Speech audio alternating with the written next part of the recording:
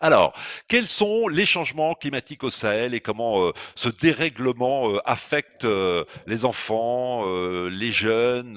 Je vous le disais en préambule, les premières victimes du changement climatique sont africaines, elles sont principalement sahéliennes. Le Sahel, et Marie-Pierre Poirier le disait tout à l'heure, est la région qui émet le moins de gaz à effet de serre au monde. Pourtant, à cause de la dégradation de l'environnement, eh bien, le Sahel est confronté déjà à de nombreuses sécheresses, des inondations, l'érosion côtière, les famines, les pollutions urbaines, ça fait partie de votre vie quotidienne. La crise climatique a des conséquences sur tout le monde, hein, sur les grands comme les petits, mais les enfants, oui, les adolescents, oui, vous êtes les plus vulnérables aux impacts négatifs du changement climatique. On va vous donner la parole de nouveau dans un instant, mais d'abord permettez-moi de vous présenter Oladosu Adenike. Bonjour, good morning. Yeah, good morning. Merci d'être avec nous. Il va y avoir un petit délai à cause de la traduction. Vous êtes à Abuja, au Nigeria, vous avez 27 ans. Vous militez pour la justice climatique dans votre pays, mais pas seulement, puisque vous avez lancé une campagne pour porter la voix des jeunes Africains auprès des instances internationales et notamment à l'ONU. Vous êtes une femme très, très active. Expliquez-nous, racontez-nous en quelques mots comment est né votre militantisme pour le climat.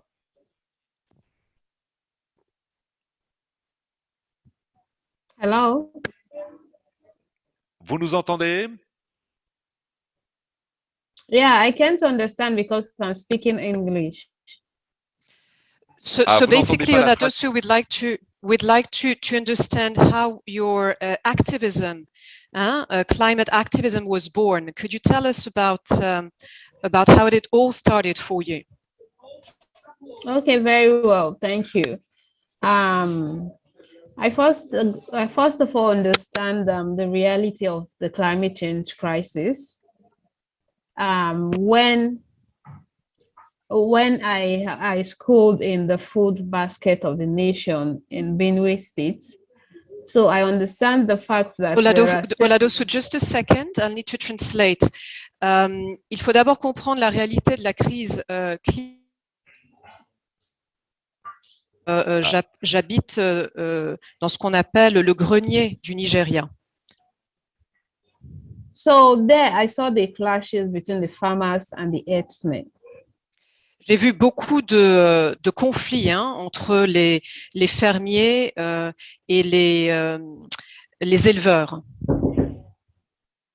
So these clashes usually lead to the loss of lives and livelihoods, and it makes our diversity to be fragile.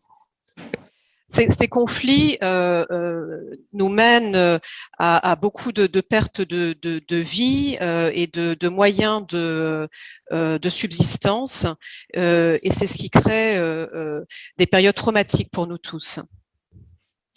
And when I saw this, I saw that it can lead to ethno-religious war because there is little or no awareness about the impact of climate change crisis and where I am from. Donc cela peut même mener à des guerres, des conflits ethniques, car on n'est pas tous au courant de l'impact du changement climatique sur nos communautés. So I began to educate school children because I know that it is good that we start educating them when they are young, to catch them young, so that when they grow sustainably, because everyone is needed to be part of the solution when it comes to climate justice. Donc j'ai commencé en fait tout simplement à éduquer les élèves des écoles dans ma région parce que la connaissance, l'éducation, cela transforme les vies et ça les transforme en activistes pour le climat. As well initiated the Fridays for Future in Africa. Et je pense qu'on a un énorme rôle à jouer pour le futur de l'Afrique. So that more young people will become part of the decision making of their tomorrow. Thank you. Pour que les jeunes fassent partie des décisions qui seront prises pour demain. Merci. Oui, Oladossou, la COP26 s'est refermée il y a 2 semaines, 1 semaine, hein, jour pour jour, avec des annonces particulièrement décevantes, j'imagine, pour vous, notamment concernant l'utilisation des énergies fossiles, le pétrole, le gaz, le charbon. Heu, Pourquoi est-il si difficile pour les pays développés de prendre des décisions courageuses, selon vous? So Oladosu, the COP26 closed a week ago, and it's been, we can say that, quite disappointing in terms of commitments around fossil energies. How come wealthy countries, those that pollute the most, haven't been able to come to an agreement when it comes to helping developing countries join the fight on climate change? Yeah, I think this year I wrote an article when they declared this year as a decade of action, and I mentioned the fact that this decade rather should be declared as a decade of political will. J'ai d'ailleurs écrit un article dans lequel j'affirme que nous attendons une décennie d'action qui suit une décennie de volonté politique de mettre en place des choses pour le changement. Because if it is political will, then we can see how action can be done on its own without bringing young people on the street that should be in school or doing other things to be demanding from our leaders. I think it's a shameful thing to our leaders to see that young people are on the street demanding for what it should be their responsibility. Parce que ce n'est que grâce à la volonté politique qu'on va pouvoir donner la parole aux jeunes. Et c'est pas juste que pour le moment les jeunes soient dans la rue et qu'on n'entende pas encore suffisamment leur voix. Because they are also making commitment of 2060, 2050 or thereabout. And all of these commitments, they are trying to shift their responsibility to the next generation. They are not ready to be responsible for climate action, because the more they shift it, the more they are denying the fact that climate change exists, and the more they are not keeping to their leadership framework. Ils ont fait beaucoup d'annonces, ces leaders, hein, ils se sont engagés, mais en fait, ils donnent la responsabilité aux générations futures de prendre action. Et ça, c'est pas juste. So invariably, the decision taken there is not up to, it is not even compared to the reality on ground currently that is happening in the Sahel and where I am currently, because this morning I have gone to a refugee camp that was displaced through the clashes between the farmers and the herdsmen, fighting for a resources that is shrinking, the land, the water, and the arable lands as well. Ces décisions, elles ne reflètent pas les réalités sur le terrain. Hein, moi, j'ai vu ce qui se passe dans des camps de déplacés où, en effet, on est face à des conflits qui sont créés par cet accès restreint aux ressources naturelles et tout particulièrement à l'eau. Hence, it is not all about our commitment, the number of commitment that was made at COP. It is all about those commitments becoming a reality as fast as possible. Donc, en fait, le débat n'est pas autour de ces engagements. Hein. Ces engagements, c'est très bien, mais c'est comment on va prendre action et comment on va les réaliser sur le terrain. Si on peut dire à Oladossou qu'on va la retrouver évidemment tout au long de cette première partie du grand débat, on va donner la parole dans 3 minutes à des jeunes dans différents pays, notamment en Mauritanie, au Sénégal. Donc restez évidemment connectés. Je voulais vous dire que cette semaine, les équipes de l'UNICEF ont interviewé Arona Diédiou. C'est un expert climatique, il travaille à l'Institut français de recherche pour le développement, il est co-auteur l'auteur du dernier rapport du GIEC, vous savez, cette organisation intergouvernementale qui rassemble des milliers de chercheurs, de scientifiques et qui travaille sur le climat. Arona Diédhiou était à la COP 26 justement. On en parlait avec Olasedo à l'instant, avec Oladosu pardon à l'instant, et nous lui avons demandé pourquoi la température augmente plus vite au Sahel qu'ailleurs. Écoutez ses explications.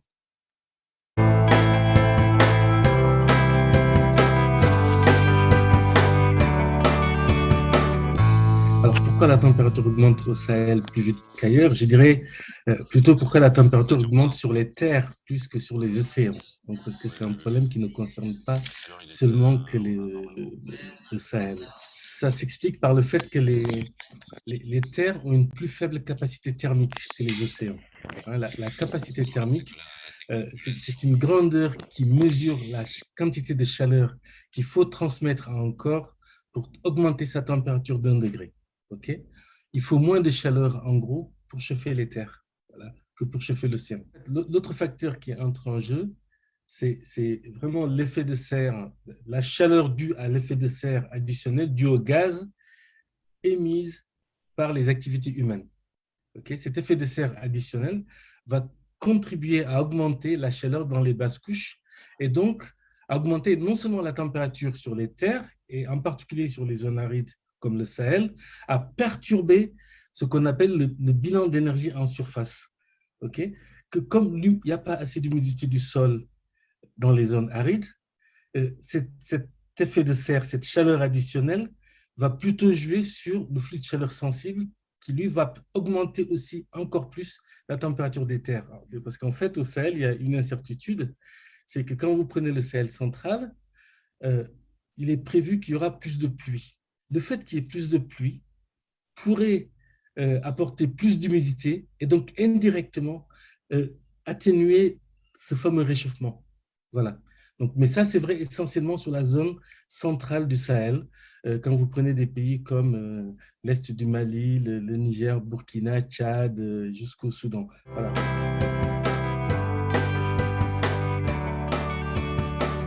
Et lorsqu'on regarde comment il pleut, on se rend compte finalement qu'on va avoir une augmentation des épisodes secs. Donc ça, c'est pas forcément une très bonne nouvelle pour l'agriculture et pour plein de secteurs. Et puis surtout, une augmentation des fortes précipitations. Et donc, en milieu urbain, ça peut conduire à des inondations. Voilà. Donc, le fait qu'il y ait de fortes quantités de pluie en moyenne, oui, c'est une très bonne nouvelle, ça peut être une bonne nouvelle, mais attention derrière, ça a quand même des incidences sur l'économie, sur l'agriculture, sur la santé des populations, si on ne met pas les bonnes politiques d'adaptation qu'il faut.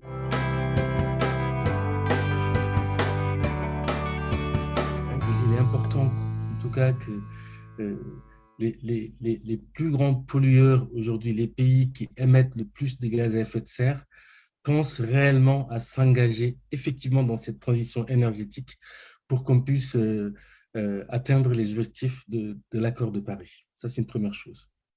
La deuxième chose, c'est qu'il est aussi écrit dans ce rapport qu'il faut que les États développés aident les États moins développés à faire face aux effets néfastes du changement climatique en mettant en place un financement vert qui va leur permettre de mettre en œuvre des politiques d'adaptation. C'est qu'on ne peut pas non plus attendre que d'autres fassent pour nous, pour les États africains.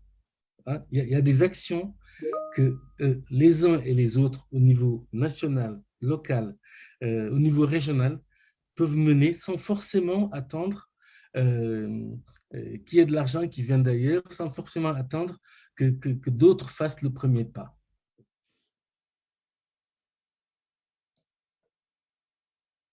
Merci infiniment à Arona Diédhiou de nous avoir accordé quelques instants au final de la COP 26. On va le retrouver un tout petit peu plus tard. Allez, vous êtes tous connectés. Allez, si on allait en Mauritanie, Mauritanie, je crois que Mouna Ahmed est avec nous.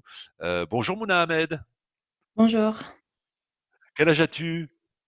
j'ai 28 ans. Tu as 28 ans, Mouna, et les changements climatiques, toi, tu les constates déjà dans une grande ville comme la capitale, Nouakchott, où tu vis? Oui, alors euh, à Nouakchott ou même dans d'autres villes du pays, on constate effectivement des températures qui déjà étaient élevées et qui ne font que s'accentuer été après été, année après année, ce qui rend certains endroits insupportables par moment. Effectivement, on parle de la désertification qui touche plusieurs villes mauritaniennes. On parle d'un cycle d'eau perturbé. Donc aujourd'hui, on parle quand même d'une capitale, Nouakchott, qui à chaque automne se retrouve avec des étendues d'eau dans nos rues qui restent là des jours et des jours, mêlées parfois à des ordures, et que les gens sont obligés de traverser à pied ou en voiture pour aller ici et là. Donc, je vous laisse imaginer les odeurs, je vous laisse imaginer les maladies qui peuvent en découler. On parle également d'eau usée qui monte dans les maisons à chaque automne. Alors, comment une telle ville, la question que je me pose, c'est comment une telle ville avec de telles infrastructures ou absence d'infrastructures peut lutter face à un excès de précipitation, si jamais excès de précipitation il y a, au pire face à la montée de l'océan, puisque c'est une capitale côtière, une ville côtière. Oui. Donc, on parle d'une ville quand même avec un système d'assainissement rudimentaire, voire quasi inexistant. Autre chose, l'autre phase de la perturbation du cycle de l'eau touche également à la raréfaction de l'eau. Donc, on sait aujourd'hui qu'en Mauritanie, comme dans d'autres pays du Sahel, il y a des villes qui ont soif. Donc, je n'ai pas trouvé d'autres mots pour le dire. Je cite par Mais exemple c'est très bien. La ville de Tijikja C'est dont une je très suis belle originaire, image. qui est capitale de la région du Tagan, qui souffre aujourd'hui d'un manque d'eau sans précédent et qui s'accentue d'année en année. Donc cette année encore, les précipitations y ont été d'une rareté inouïe, ça n'a même pas dépassé les 10 millimètres, il me semble.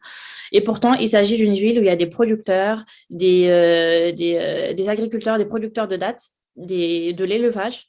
Donc, on se demande aussi, si la sécheresse venait à augmenter les années prochaines. Comment l'agriculture survivra-t-elle? Comment l'élevage survivra-t-il? Est-ce que les hommes seront contraints de partir? Et voilà. Donc, si les Oui. hommes sont contraints de partir, oui. Non, mais c'est très pertinent et très intéressant ce témoignage que tu nous livres, Mouna. En préparant ce débat avec tes autres camarades à Nouakchott, tu disais ce serait bien de mettre en place une police de l'environnement. Comment tu imagines les choses? Alors, c'est quelque chose qui a relativisé quand même, puisque en fait, en Mauritanie, comme dans d'autres pays, euh, les gens ne sont pas forcément sensibilisés au climat, puisqu'ils ont quand même des problèmes plus terre à terre. On est sur un continent avec une population parmi les plus pauvres du monde. Je parle de population et pas de pays, puisque notre souci, c'est pas tant les ressources, mais plutôt la gestion des ressources. Et donc, avec une population pauvre, les questions que les gens se posent sont des questions du quotidien. Comment on va manger? Comment on va nourrir nos enfants? Le chômage. Donc, avant de mettre en place une police environnementale ou une quelconque répression, entre guillemets, le mot est fort, il faut sensibiliser. Pour moi, la sensibilisation est extrêmement importante dans les écoles, à travers la télévision, à travers les publicités, les panneaux, etc. Il faut sensibiliser les gens afin qu'ils comprennent que le changement climatique fait partie de leurs priorités, puisque ce dont on parlait tout à l'heure, le manque d'eau qui pourrait être encore plus important les années à venir, etc., c'est des choses qui vont Oui. toucher leur quotidien. Donc, il faut déjà que les gens comprennent ça. Et une fois qu'effectivement la sensibilisation aura eu son effet, effectivement, je pense comme partout, et l'environnement a aussi besoin d'avoir des lois qui s'appliquent à tous les citoyens, et forcément qu'il y ait des personnes qui veillent à ce que ça soit appliqué. Donc d'abord de la sensibilisation, de la pédagogie et ensuite, pourquoi Ouais. pas, un peu de répression avec la mise en place de cette police de l'environnement. Merci infiniment, Mouna, de ta contribution, de ton expertise, de Merci à ce vous. témoignage. Ah ben, et puis surtout, ne vous déconnectez pas, hein, restez avec vous. Tantôt je vous vois, tantôt je tutoie, je sais pas où j'en suis, mais en tout cas, on est ensemble. Soumaïla, Soumaïla, bonjour. Soumaïla, il est au Bonjour. Mali. On va le voir dans un instant, évidemment. J'ai cru l'entendre. Bonjour Soumaïla. Oui, bonjour. Comment vous allez? Et vous-même? Oui, ça va, Dieu merci. Alhamdoulilah. Bon. Bon, bah tant mieux. Quel âge avez-vous, Soumaïla? Et j'ai 24 ans. 24 ans, Oui, donc jeune adulte oui. du Sahel, mobilisé. Tu as envie, Soumaïla, de nous présenter un des dessins Oh, que tu as intitulé La Cité du changement climatique. oui, oui, exactement. Alors, tout d'abord, c'est un immense plaisir pour moi d'être l'échantillon et la voix des milliers de jeunes qui ne pourront pas être ici actuellement. Alors, j'ai produit un dessin où je l'ai donné le nom La Cité du changement climatique. Alors, cette cité récapitule un peu les comportements négatifs des hommes envers l'environnement. Alors, si on essaie de comprendre le dessin, on verra qu'il y a des usines et, qui sont implantées au milieu de la ville. Il y a aussi des voitures usées qui circulent. Voilà. Et quelque part, il y a un homme qui est en train de couper des espaces verts dédiés aux animaux ou des hommes, voilà, pour en faire des habitations. OK. Maintenant, qu'est-ce que les usines font à l'environnement? Donc, je parle sous la tutelle des experts expérimentaux, bien sûr, et environnementaux, bien sûr. Donc, il y a une couche qui est censée nous protéger contre les forts rayonnements du soleil, qu'on appelle la couche d'ozone. Donc, les Oui. fumées, les gaz à effet de serre, donc, les détruisent et nous exposent au fort rayonnement du soleil. Donc, c'est à travers ces parois de destruction que les rayons du soleil peuvent nous atteindre et cela produit de fortes chaleurs et la flexibilité des saisons. Et de même que les engins usés, donc ça fait le même effet. Et quant aux disparitions des espaces verts, donc comme la petite, celle qui a 8 ans nous a dit, donc la Fatoumata. coupure de... Oui, Fatoumata, bien sûr. Oui, Fatoumata. Donc la coupure de bois a beaucoup de conséquences sur la santé de l'homme, sur l'économie même, et voilà, surtout sur l'environnement. Donc, par la forte Hmm. démographie de la ville, parce que c'est une ville que j'ai destinée, donc par la forte démographie, donc les hommes sont en train de faire disparaître les espaces verts pour en faire des habitations. Alors, si on Oui. fait disparaître les arbres, donc c'est nous les hommes qui vont encaisser voilà, les pénalités et tout. Donc, Oui, voilà. Soumaïla, tu as très bien résumé la situation. Là, on est dans une grande ville, hein. Si Oui, on regarde bien ton dessin, on peut imaginer que cette oui, ville, c'est Bamako, peut-être un oui. jour, je ne sais pas, mais avec les usines qui ne polluent pas, évidemment. Pour l'instant, en tout cas, s'il y a un secteur qui est primordial pour le développement de ton pays, le Mali, c'est l'agriculture. On sait que le dérèglement climatique a des conséquences sur l'agriculture qui est donc un secteur moteur pour le développement de ton pays. Est-ce que tu as le sentiment, Soumaïla, que les agriculteurs prennent conscience qu'il est nécessaire de changer les pratiques, de faire quelque chose pour que ce dérèglement s'arrête? Est-ce que tu as l'impression qu'ils sont intéressés et qu'ils ont conscience de ce problème? Ok, merci pour la question. C'est triste comme vérité, mais ils n'en ont pas la conscience que ces dérèglements météorologiques les affectent parce que la plupart de nos agriculteurs ne sont pas instruits comme, voilà, ne sont pas instruits, ne sont pas allés Oui. à l'école. Donc, c'est ça qui aggrave même la situation. Donc, et dans leur conscience, ils pensent que la nature, c'est une ressource infini qui est là. Donc, on ne doit pas prendre soin à la nature. Voilà, c'est quelque chose qui nous a été donné cadeau comme ça. Donc, les agriculteurs n'en ont pas conscience que leur habitude ou bien, comment on appelle, voilà, peuvent dérégler la température et les Oui. affectent et réduire la Même, productivité aussi. Oui, enfin, en même temps, il ne faut pas, c'est un sentiment personnel, jeter la pierre aux agriculteurs maliens qui, eux, malheureusement, subissent les conséquences de l'activité humaine des pays les plus riches, des pays les plus développés. En tout cas, merci infiniment, Soumaïla, de ta contribution, de ce très beau dessin. Bon courage pour la suite et continuez à être aussi impliqués dans la lutte contre le réchauffement climatique. Alors, plusieurs d'entre vous sont devenus devenu reporter le temps d'un après-midi, d'une journée. Vous avez pris vos téléphones portables, vous êtes allé à la rencontre des aînés, des voisins, pour voir un peu ce qu'ils avaient à dire finalement sur le changement climatique et comment ils perçoivent cette problématique. Kenyan, bonjour. Bonjour, Bonjour Kenyan, comment ça va? ça va bien, merci et vous-même. Ça va, on vous entend un peu loin. Est-ce que vous pouvez, Kenyan, peut-être vous rapprocher, je sais pas, de là où il y a le micro. Kenyan, là, on vous voit en vidéo. Vous êtes carrément mise en scène devant votre téléphone, une vraie reporter, une vraie journaliste. J'ai vu votre reportage avant de commencer ce débat. Vous voyez, on vous voit aller chez les voisins, chez la voisine, discuter avec des aînés. Kenyan, racontez-nous comment s'est déroulé ce reportage et surtout que vous ont dit les aînés sur cette question du changement climatique. Merci. Pour les aînés, le changement climatique il est vraiment d'actualité aussi parce qu'ils constatent que c'est pas sans conséquence pour la famille, pour la communauté, mais aussi à l'échelle nationale pour le Tchad. Donc, pour eux, si l'État, bon, ils plaident auprès de l'État, si l'État déjà peut, avec les activités, engager les jeunes, le reboisement et tout ça, ça pourrait apporter de plus au climat. D'accord. Et est-ce que vous avez l'impression, Kenyan, une fois que vous avez fait ce reportage, que peut-être la façon de percevoir cette problématique a changé ou ça va être très compliqué de convaincre les aînés?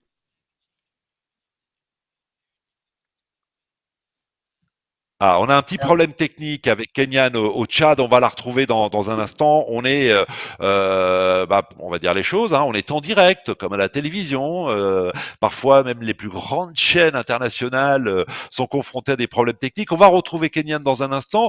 Mustapha, il est connecté, je crois. Il est au Sénégal. Mustapha qui nous a envoyé un très beau plaidoyer, un très beau texte.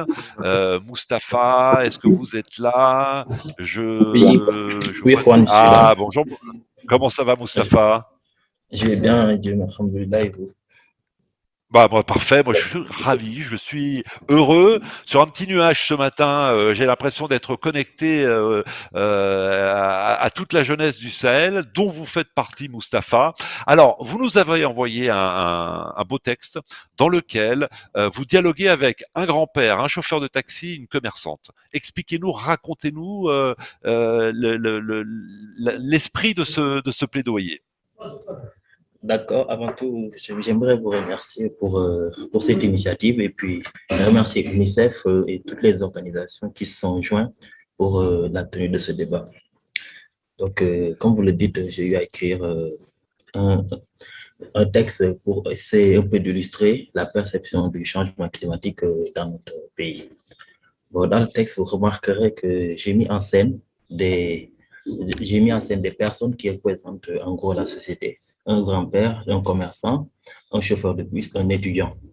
Et puis, qui échange. Donc, face à une canicule qui est fictive, bien sûr, chacun veut donner son avis par rapport à la situation. Donc, du coup, Oui. Quand certains sont superstitieux, parce que j'ai voulu mettre un point d'honneur là-bas, parce que ça n'est le cas. Souvent, les aléas de nos compatriotes disent que c'est l'effet divin et peu de gens sont conscients du changement climatique. Donc, j'ai voulu vraiment faire sortir que l'information n'est pas trop passée. Et du coup, Oui. Et Mustapha, pour avoir lu ce plaidoyer, c'est vous, le jeune Mustapha, qui sensibilisez finalement vos aînés à cette problématique. oui, le jeune cher, il s'appelait cher dans le texte qui sensibilisait les jeunes. Oui, j'ai voulu me représenter comme quelqu'un qui a le devoir de faire parvenir le message de la meilleure manière et puis de la façon dont ils peuvent le comprendre. Parce que c'est aussi ça le problème. Souvent, les changements climatiques est souvent décrit avec des termes techniques et puis ça ne peut pas être accessible face à certaines personnes. Donc, du coup, le débat, il faut le démocratiser. Donc, j'ai voulu bien illustrer cette situation-là. Bien, bah écoutez, félicitations Mustapha, merci infiniment d'avoir été en direct du Sénégal. De quelle ville? De Dakar. Ah, vous êtes à Dakar, dans la capitale. Oui. J'y étais personnellement, bah, j'y suis, donc je suis ravi. On va peut-être se croiser dans les rues de Dakar cet après-midi. On va retourner au Tchad avec Bon, Kenyan. À bientôt, Mustapha. Salut, Kenyan. merci. On me dit que la liaison avec le Tchad est rétablie. Kenyan, avec son très beau micro, comme si elle était à la radio. Le temps, voilà, d'appuyer sur les bons boutons. Kenyan, est-ce que Kenyan... Ah, je te revois, Kenyan. Est-ce que tu m'entends? Oui, je vous reçois. Très, très bien. Alors, qu'est-ce que tu avais envie de nous dire ce matin, alors? Bien, pour moi, je voudrais vous faire savoir que le Tchad, vraiment, le climat ne met pas à l'écart. Et nous voudrions bien qu'avec nos engagements de jeunes, nous puissions apporter des modifications à notre pays. Et ça, c'est un souhait. Et est-ce que tu penses que c'est réalisable? Oui, c'est réalisable avec notre engagement et avec l'appui de l'État et de ses partenaires, c'est possible.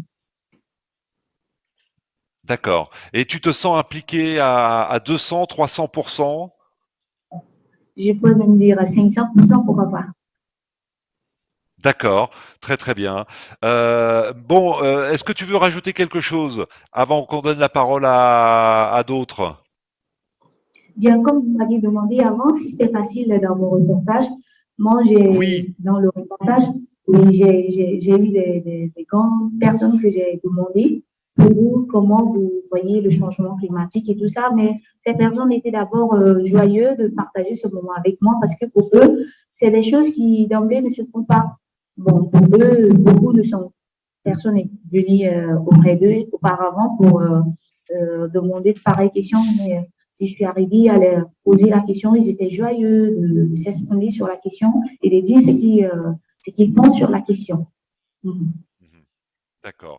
Bon, bah merci beaucoup, merci infiniment et bonne continuation au Tchad. On va parler d'une conséquence très concrète. Ça a été évoqué à un moment donné par l'un d'entre vous, la pénurie d'eau au Sahel. La situation est particulièrement sensible au Burkina Faso. Sandra Latouf est avec nous. Bonjour. Bonjour. Sandra Latouf, représentante de l'UNICEF au Burkina Faso. Ce qui marque les esprits au Burkina Faso, c'est que 90% des enfants sont déjà confrontés aux pénuries d'eau. Tout à fait. Tout d'abord, je voudrais souhaiter une bonne journée de l'enfant aujourd'hui à tous les jeunes et enfants du Sahel. Je pense que Fatoumata, à 8 ans, l'a dit avec ses mots et avec son dessin. Le changement climatique est une crise de droits de l'enfant. Les jeunes font partie de la solution. Donc, on a beaucoup parlé et je suis admirative du partage d'expériences que certains des interlocuteurs ont partagé. La compétition pour accéder aux ressources naturelles est de plus en plus importante ici. Ça nuit à la coexistence pacifique et conduit à une plus grande instabilité. En particulier au Faso, l'agriculture constitue l'épine dorsale de l'économie. Et on a plus de 80% de la population qui est active dans ce secteur. Donc, l'impact au niveau de la famille et en particulier de la pauvreté est visible tous les jours. Il est important aussi de rappeler de manière concrète, par exemple, il y a quelques semaines, j'étais à Djibo, dans la région du Sahel, et ce qu'on m'a rapporté avec tous les interlocuteurs, c'était qu'il n'y avait pas eu de pluie cette année. Donc, le barrage de Djibo n'avait pas d'eau. Quelle est la conséquence, non seulement pour les enfants, mais pour toute la population qui déjà souffre sur différents facteurs, est énorme. Et donc, il était important qu'on puisse en parler, et j'aurai deux jeunes du Burkina et un du Sahel qui pourra partager cette expérience. Les conséquences du changement climatique exposent les enfants non seulement à une crise alimentaire accrue, à des maladies, mais aussi à tout ce qui est le stress thermique. Cette situation sanitaire est aussi couplée à beaucoup d'autres facteurs, dont le conflit. Malheureusement, tous ces éléments nous ramènent de plus en plus en arrière, alors que le Burkina était sur une bonne tendance pour atteindre les objectifs de développement. Cette année, l'UNICEF a mis en place un index de climat. Quel est l'impact du changement climatique sur les enfants? Et malheureusement, le Burkina Faso est considéré comme un pays à très haut risque. Donc, il est important qu'on puisse adresser ça avec les jeunes. Pendant très longtemps, nous avons travaillé avec les jeunes dans la mise en œuvre des programmes de l'UNICEF. Ce que nous allons et nous essayons d'augmenter maintenant, c'est comment nous pouvons plus écouter les jeunes, comment nous pouvons plus les former pour pouvoir parler et s'exprimer, mais surtout aussi comment les mettre en lien avec les acteurs qui prennent les décisions et pour pouvoir faire ce changement. Donc, je pense que la meilleure façon de voir comment on fait ce travail au Burkina, c'est de donner la parole, si vous le permettez, à Maïga, qui vient de la région du Sahel, Alors, bien sûr, et ensuite bien à sûr. Issi, qui vient de la région du Nord-Ouest, parce que je pense que c'est vraiment eux qui font ce changement et il est important de partager cette expérience. Évidemment qu'on a envie de les entendre. Alors, Maïga, je crois, pour commencer. Bonjour, Maïga. Bonjour, Quel âge as-tu, Maïga? j'ai 25 ans. Tu as 25 ans. Et c'est donc toi qui est originaire de la région du Sahel? Oui, exactement. Une région qui compte de Euh, nombreux déplacés, et je le précise pour tous ceux qui n'ont pas en tête le contexte burkinabé. Donc effectivement, il y a la crise sécuritaire, la crise environnementale. On a envie de t'écouter. Profites-en. Il y a des centaines de jeunes qui t'écoutent. Et tu sais, je précise en ce moment, on nous suit sur Facebook, Kinshasa, au Nigeria, en Tanzanie, au Soudan du Sud, en Afrique du Sud. Donc tu n'es pas tout seul. Vas-y. d'accord, merci bien. Donc, comme on le disait tantôt, je viens de la région du Sahel, au Burkina Faso, et c'est l'une des régions les plus touchées par les changements climatiques. Cela se manifeste par une sécheresse, Ah, on entend. du moins à répétition, une pluviométrie insuffisante et mal répartie, comme c'est le cas cette année, parce que nous n'avons pas eu une très bonne pluviométrie. Et dans l'intervention de la représentante, elle a fait cas donc de la préoccupation des populations du Djibo, qui est principalement donc la question de l'eau. Il y a aussi, comme on le disait déjà, un abaissement, voire même un assèchement des mares au niveau donc des différentes localités dans la région. Il n'y a pas qu'à Djibo, c'est la même chose, la même situation à Dori, la même situation qu'on retrouve dans des villes comme Gorom Gorom, également et Seba. Et il faut dire que à cette situation-là s'ajoute également la situation sécuritaire qui est venue avec un certain nombre de conséquences qui compliquent véritablement la situation. On a aujourd'hui beaucoup d'établissements scolaires qui sont fermés, environ 2000. On a plus d'1,5 million de personnes déplacées internes qui sont en train de se replier au niveau donc des 4 principales communes de la région. Il y a aussi des centres de santé qui ne fonctionnent plus. Et à cela s'ajoutent aujourd'hui des activités, comme on le dit, les attaques terroristes qui aujourd'hui s'en prennent à des installations hydrauliques. Donc, qui vient mettre en péril un peu la situation donc des stations de pompage et des retenues d'eau, rendant inaccessible donc l'eau au niveau donc des populations, mais aussi pour le bétail parce que la localité est une région très forte en pastoralisme et aujourd'hui la situation elle est très mal vécue. Et déjà, il y a un certain nombre de tensions qui sont en train de se lever au sein même de la population. Parce qu'il y a la population haute qui est là et il y a également la population déplacée. Et déjà, avec avant même la situation sécuritaire, le problème d'eau était crucial au niveau donc, de la région du Sahel. Et avec l'arrivée de ces personnes déplacées-là, il y a un certain nombre de tensions quand même qui est en train de naître. Mais à travers des actions que nous posons pour contrer bien sûr, ces changements climatiques et essayer d'apporter un certain nombre de solutions pour soulager la population.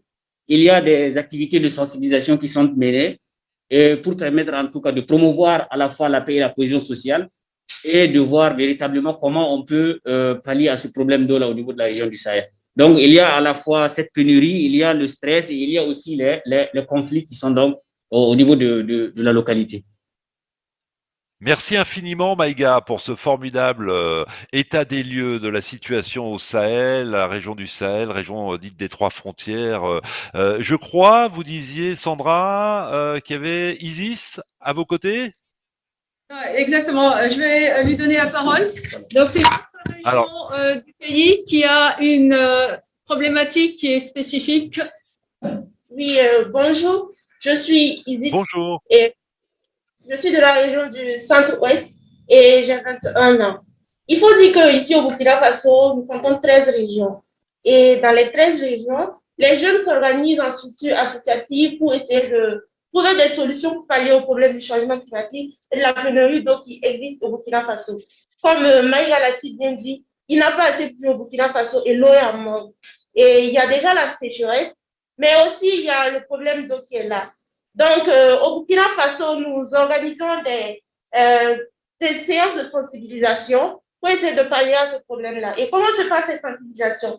Il faut dire que cette sensibilisation se passe sous plusieurs niveaux, à plusieurs niveaux. Il y a d'abord les sensibilisations avec les jeunes et les sensibilisations avec les adultes. Parce qu'avec les jeunes, nous nous rendons dans les établissements primaires, secondaires et supérieurs, et donc par des conférences ou des théâtres forums, nous essayons d'aborder les thématiques de changement climatique, pourquoi il y a des changements climatiques, pourquoi il faut lutter contre les changements climatiques et comment, et pour susciter leur engagement et pour lutter contre le changement climatique. Et la sensibilisation au niveau des adultes se passe carrément autrement, parce que nous avons des sensibilisations communautaires. Nous allons dans les villages avec les différents partenaires et avec les structures associatives et nous nous asseyons parfois au bord des rivières pour essayer de montrer vraiment que, voilà, il y a la rivière qui est là. Nous essayons de faire comment dire, un exposé sur ce thème-là pour montrer vraiment que, en fait, le changement climatique est une réalité au Burkina Faso et c'est à eux, les parents, de mener des actions pour inciter également les jeunes à aller dans ce sens-là. Et nous menons également des activités comme le reboisement ici au Burkina Faso et pour essayer de pallier parce que c'est plus palpable. Et comme beaucoup l'ont dit, et j'ai entendu beaucoup d'autres pays dire que en fait la désertification est accrue ici au Sahel. Et c'est l'une des principales causes des changements climatiques. Donc, pour pallier à ce problème, nous, au Burkina Faso, nous organisons des séances de reboisement. Et avec les structures associatives, et précisément chez moi au centre-ouest, avec les structures associatives, nous avons des camps de reboisement.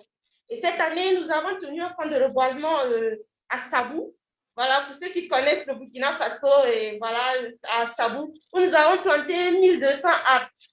1200 arbres, c'est peut-être minime, mais nous avons compris qu'une action, aussi minime soit-elle, si elle rentre dans le cadre de la lutte contre le changement climatique, elle change les données. Et nous avons compris ça et nous menons nos actions à notre manière. C'est notre façon de pouvoir lutter contre le changement climatique.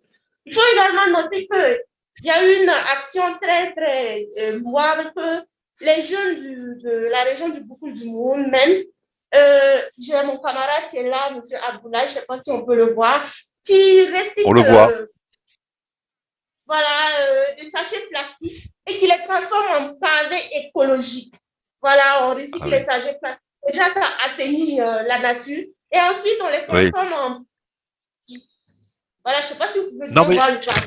On voit très bien, Izzy, simplement, il y a beaucoup de jeunes qui veulent également prendre la parole, qui s'impatientent, enfin s'impatientent gentiment évidemment, mais on a bien compris en tout cas l'action qui est menée et votre engouement. Hein. Vous en parlez, on vous écouterait des heures, mais est-ce qu'il y a quelqu'un d'autre, Sandra, qui souhaitait prendre la parole, Farida peut-être, ou sinon on peut aller tout de suite au Niger, parce que je sais qu'il y a Jamila qui souhaite intervenir. Que proposez-vous, Sandra? Peut-être qu'on, Farida ou Souleymane, si on a un peu de temps, ce serait intéressant de Alors, les écouter. oui. Alors, soit Farida, soit Souleymane, mais voilà, une intervention un peu courte, je suis désolé, hein, parce qu'on prend un tout petit peu de retard, mais je vois que... Bon, merci. Okay. Alors, qui prend la Donc, parole?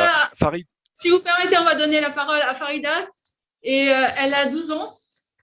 Oui, bien sûr. Farida, 12 ans, qui en plus, je crois savoir, est passionnée par cette question. En tout cas, elle est interpellée par la question du changement climatique depuis l'âge de 5 ans. Bonjour Farida. Bonjour. Comment ça va? Ça va bien? Ah, ah, on te voit, bon, on te voit. Alors, vas-y, profites-en, tu as la parole. Ok.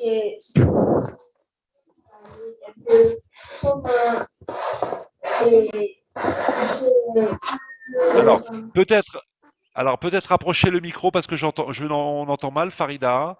Voilà.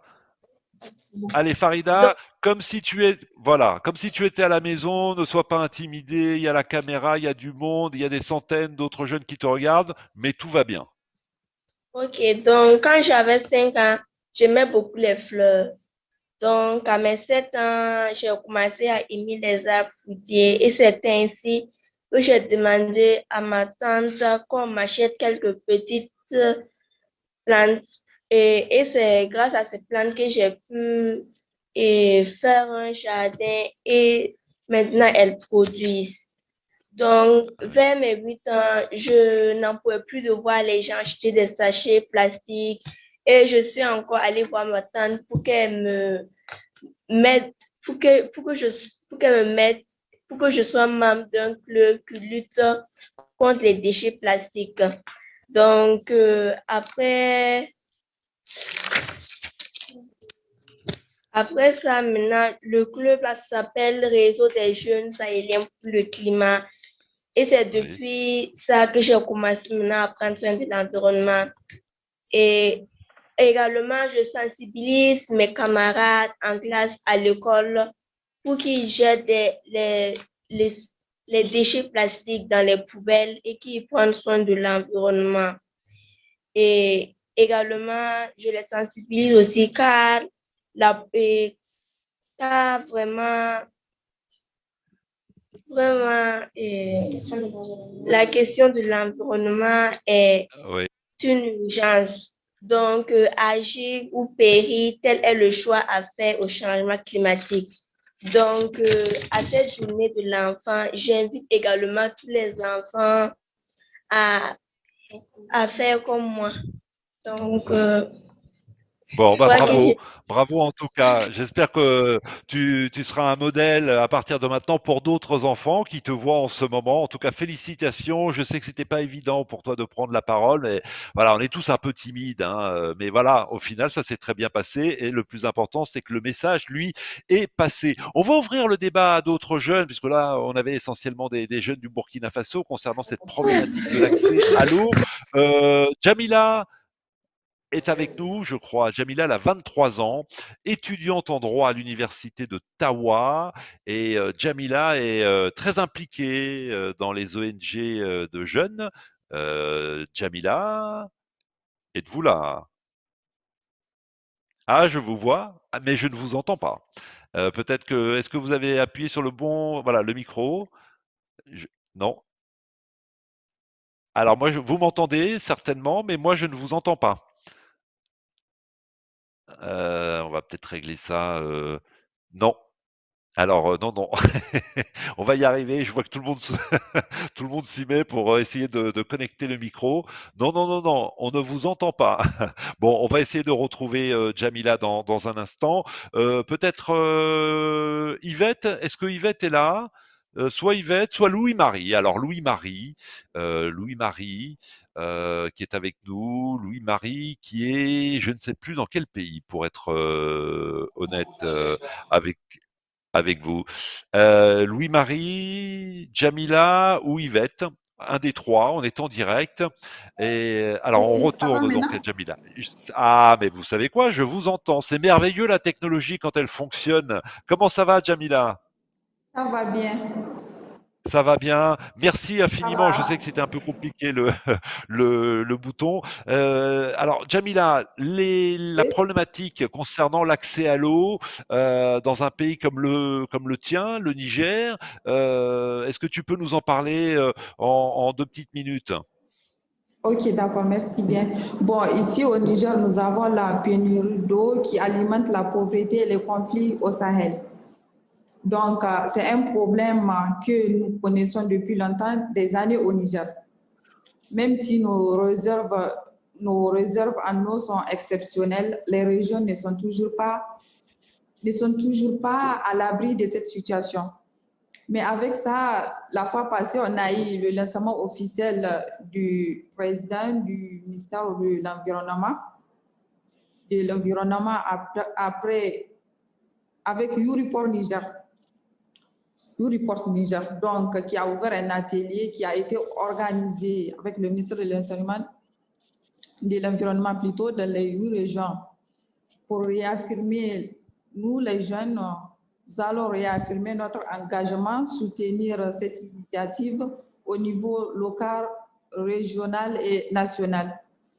Nous devons changer notre mentalité, nos engagements et notre engagement pour un Niger meilleur, ce qui nous permet d'avancer.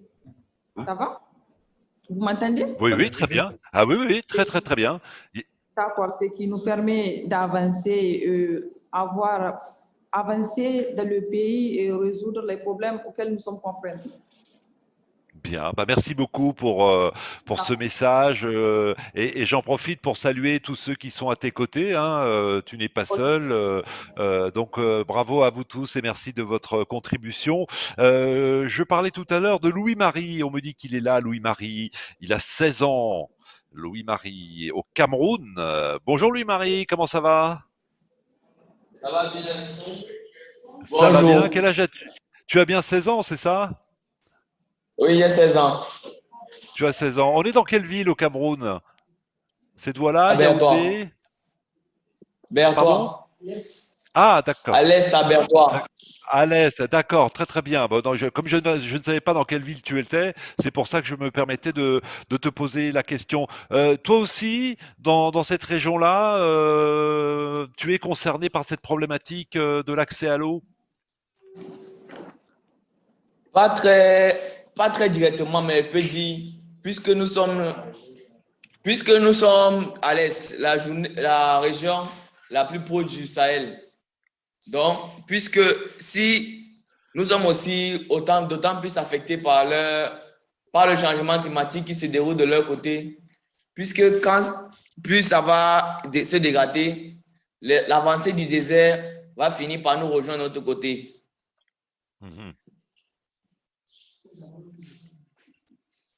Et La est-ce que tu pénurie veux d'eau profiter? affecte.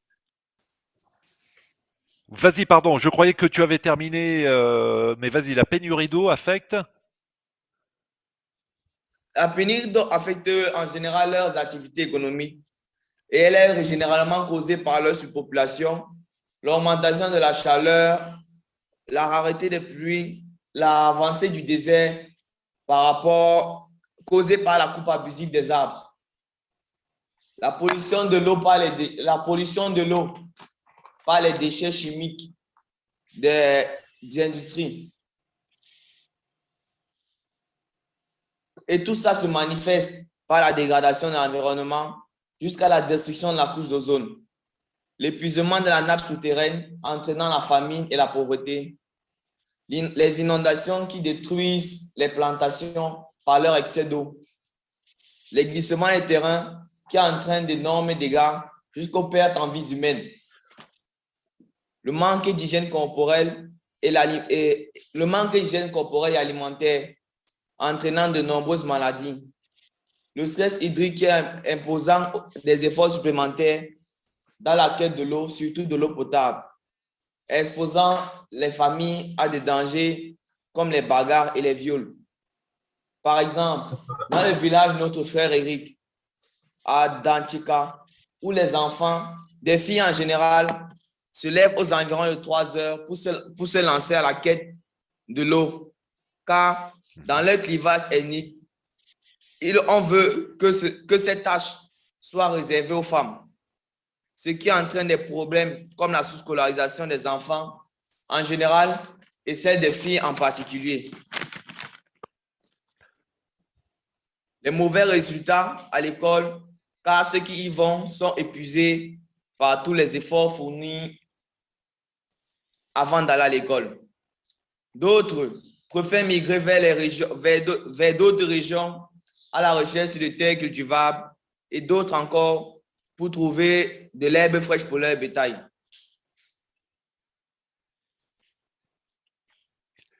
Merci infiniment, merci beaucoup de ta participation et de ta réflexion sur cette thématique et d'avoir planté le décor donc dans l'est du Cameroun. Salomon est avec nous, je crois, au Nigeria. Bonjour Salomon. Est-ce qu'on a Salomon? Salomon ou sinon Amsatou, hein, Amsatou au Mali. C'est à vous de voir au niveau technique ce qui est prêt. Euh, alors, qui est avec nous? Salomon? Ah, Amsatou. Yes, I'm Bonjour here. Amsatou. I'm here. Alors, Solomon. qui m'entend? Ah, Salomon, Salomon. How are you, Salomon? I'm very fine, thank you. Ok, thank you very much. Je vais laisser l'interprète évidemment prendre le relais, ce sera beaucoup plus facile pour moi. Salomon, expliquez-nous justement, puisqu'on parle des répercussions concernant l'accès à l'eau, de quoi avez-vous envie de nous interpeller? Sur quel point exactement?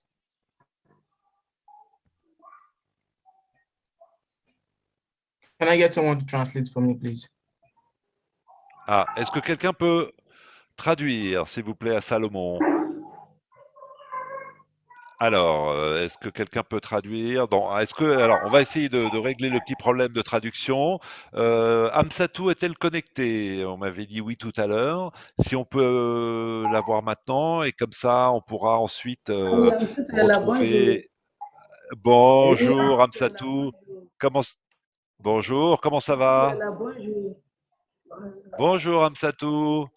Tu as 14 ans? Oui, Ça va bien? oui, ça va. Ça Oui, ça va? va. Il faut Ça pas. va. Tout va très bien se passer, Amsatou.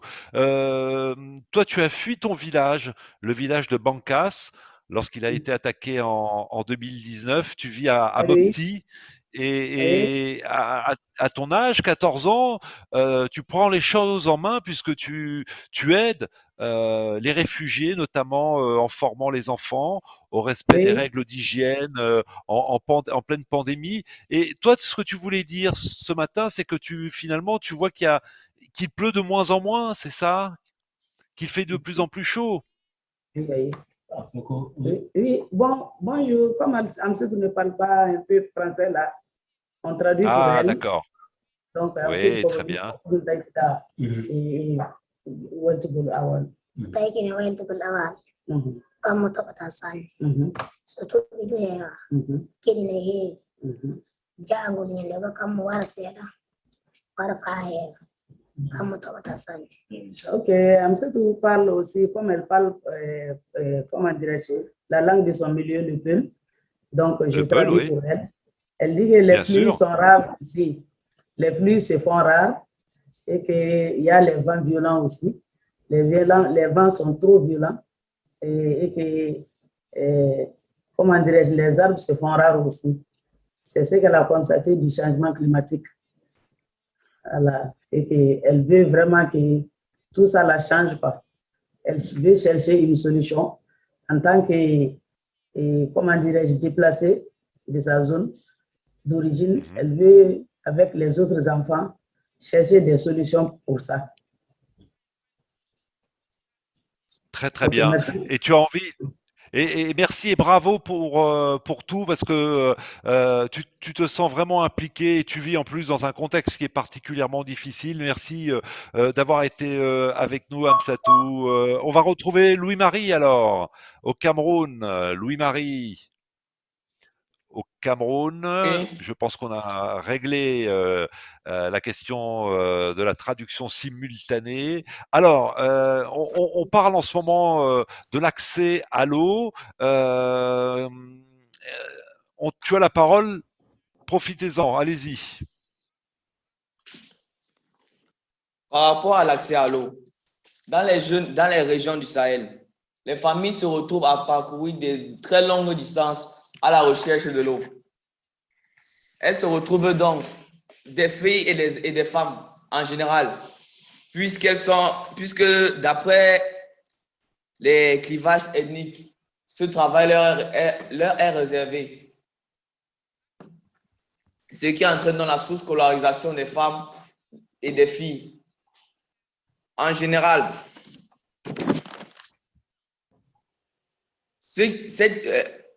Leur vie nomade n'est pas sans conséquences. Et pour la plupart, ils se retrouvent dans l'éternel conflit entre les agriculteurs et les éleveurs, où le bétail de l'éleveur détruit en partie ou totalement les efforts fournis par l'agriculteur. Déjà de mon côté ici à Bertois. Oui, alors je voudrais qu'on donne la parole maintenant à Salomon au Nigeria. Je me suis un peu emmêlé les pinceaux, mais vous êtes plus d'une centaine. Donc à un moment donné, effectivement, il y a un petit court-circuit dans mon cerveau et je mélange les prénoms. Salomon, on a trouvé l'interprète justement pour vous traduire concernant l'accès à l'eau. Sur quoi vous avez envie de nous interpeller, vous qui êtes au Nigeria? Salomon, what do you want to say and to tell us about access to water in your country, Nigeria? Okay, thank you. First of all, I would like to say that children and young people are more vulnerable to climate change impacts due to their limited adaptation capacity and lack of decision-making problem. So this climate change effect has brought about the strong relationship between climate change and alarming insecurity cases in the Sahel zone of Nigeria, which has brought about poverty, drought, and this drought has brought about the effect of crop yield, which has led to food insecurity, and the access to their resources has been like a competition between the cause of the insecurity, which is the clashing between the farmers and the herdsmen. So it has displaced them from their home. This major conflict, which is caused by the climate change, has displaced people from their home. So this has been one of the major direct effect of climate change on the Sahel region. So this has affected the access to water, and that's basically the effect of climate change and access to water in the Sahel zone of Nigeria, the insecurity. Oui, je crois qu'on a, je ne sais pas si tout le monde a pu avoir la traduction, on a un petit problème de traduction. En tout cas, merci infiniment d'avoir été avec nous. On a des petits problèmes techniques, mais voilà, on les règle au fur et à mesure. Une dernière réaction, un dernier témoignage concernant l'eau, puisque là, on a beaucoup parlé du manque d'eau, mais la problématique de l'eau, ce n'est pas que la pénurie, c'est parfois le trop-plein d'eau, les inondations, la montée des océans. J'aimerais qu'on entende, j'espère qu'elle est avec nous, Adji en Gambie. Adji, est-ce qu'Adji est avec nous? Elle a 21 ans. Le temps de faire la connexion. Adji, elle a envie de devenir journaliste, comme moi, ou sinon actrice. Alors pas comme moi évidemment, mais journaliste en tout cas, pour profiter de sa voix, faire en sorte qu'avec sa voix, elle puisse sensibiliser l'opinion publique aux questions de l'environnement. Adji, êtes-vous là?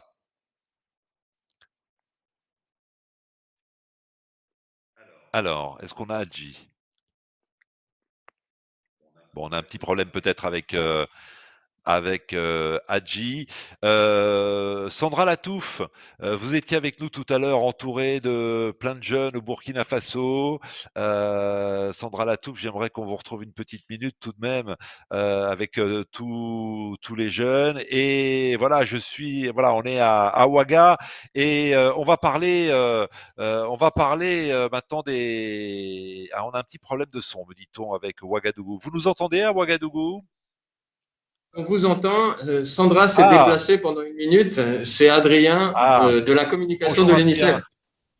Eh bien, Bonjour. enchanté, soyez le bienvenu. Bonjour. En février prochain, Adrien, se tiendra à Dakar le sommet mondial de l'eau. En quelques mots, dites-nous comment l'UNICEF va pouvoir porter la voix de tous ces jeunes qu'on vient d'entendre jusqu'à présent lors de cette rencontre internationale. Écoutez, écoutez, pour nous, l'objectif, c'est vraiment d'essayer dans ce type. Ah, vous m'entendez? Oui, on vous entend.